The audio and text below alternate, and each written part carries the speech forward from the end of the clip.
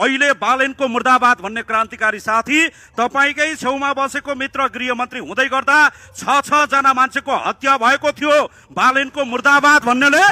अहिले बालेनको मुर्दाबाद भन्ने कमरेडले त्यति बेला बाको मुर्दाबाद भन्न सक्ने दम छ हामीसँग। त्यो दम हामी जिम्मा लिन्छौँ, यो परिवारको जिम्मा लिन्छौँ, यो समुदायको जिम्मा लिन्छौँ। कहाँ छ खगेन्द्र सुनार? हिजो नेल लगाएर आएको भनेर खोजिएको थियो सदनमा सडकमा, यहाँ छ खगेन्द्र सुनार। यो नेल लगाएर आएको खगेन्द्र सुनार हो, बाको दाइ बाउजूको हातखुट्टामा तेल लगाएर आएको खगेन्द्र सुनार होइन।